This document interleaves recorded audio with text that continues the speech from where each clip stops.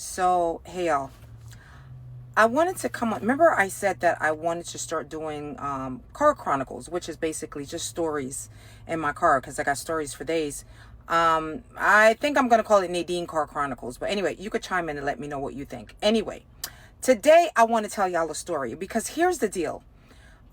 These stories are meant to encourage you. If you feel stuck, it's to get you unstuck. If you feel blocked, it's to get you out of that mindset that somebody can actually block you and succeed. Right?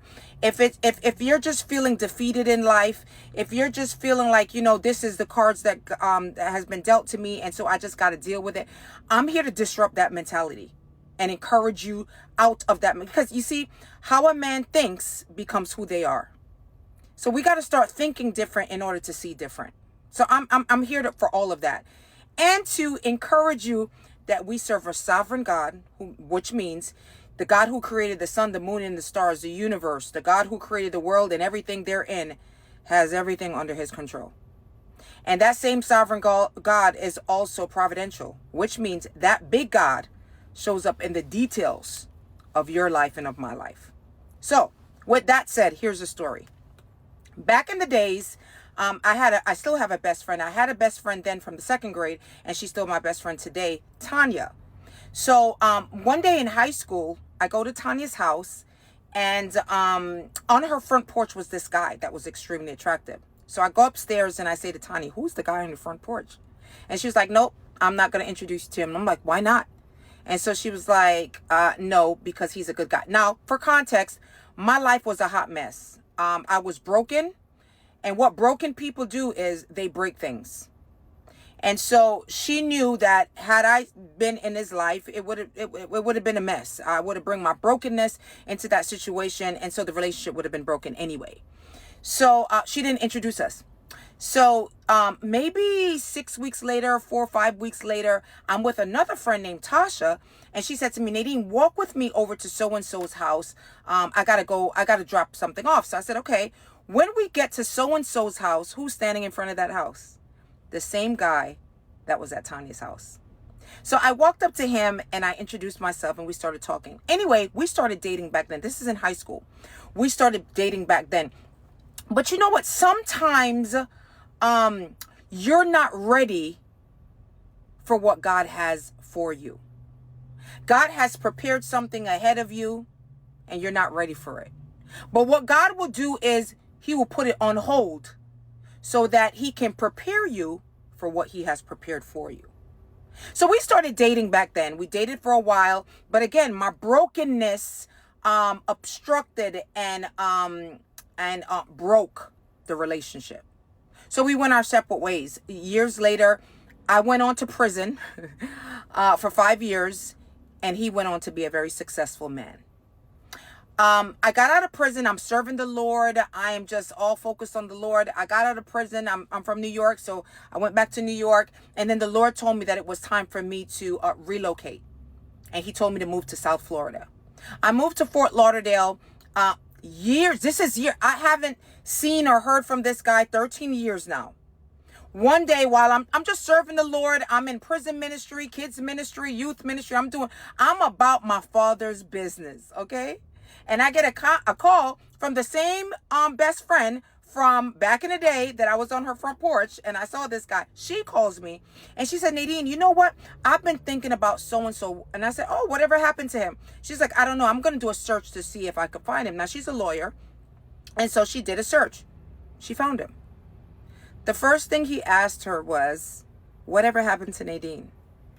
And she said, "Matter of fact, Nadine is deeply serving the Lord now. Here's her number." He calls me.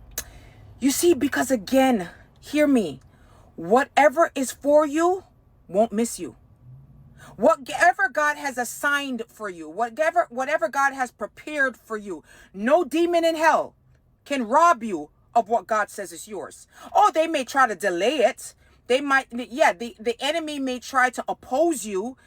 Your mind will even try to oppose you. People will even try to oppose you. But if God says it's for you, nothing and no one can rob you of what God says is yours. No one can shut a door that God says is open to you, that God has opened for you.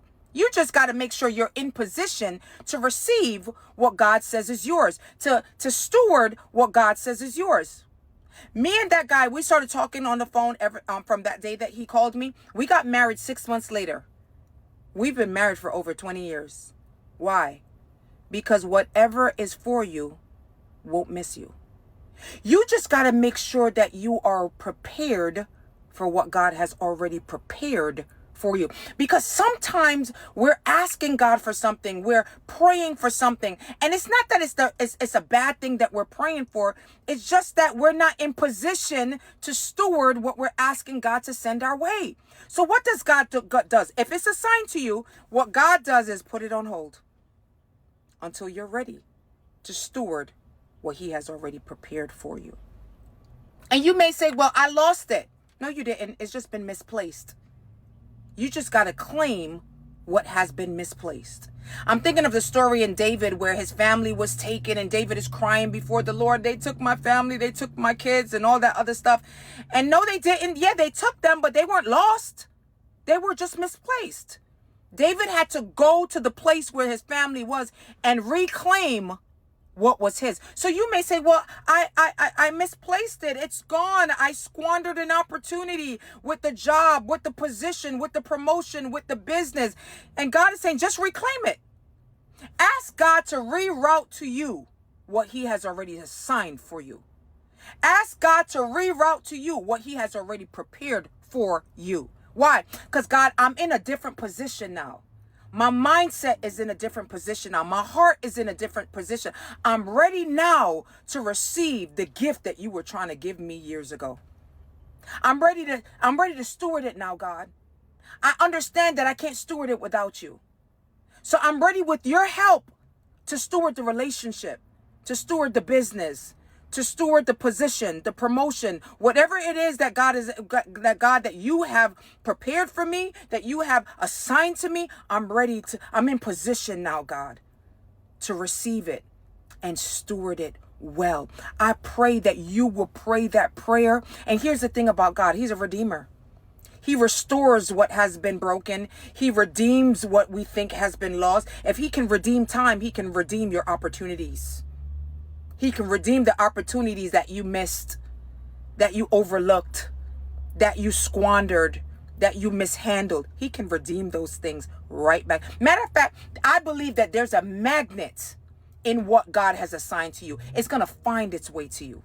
Just like this gentleman, my husband now, it's going to find. And sometimes you don't have nothing to do with it. I wasn't involved in that, but God was, and he used a friend named Tanya as a destiny helper to bring two people together that was destined by God for one another. So I pray, I declare, I prophesy over you that whatever is assigned to you will not miss you. Whatever God has for you will not miss you. That whatever door God opens, no man, no person, no demon can shut. Why? Because God says it's yours. So now go and claim before the Lord what he already says is yours.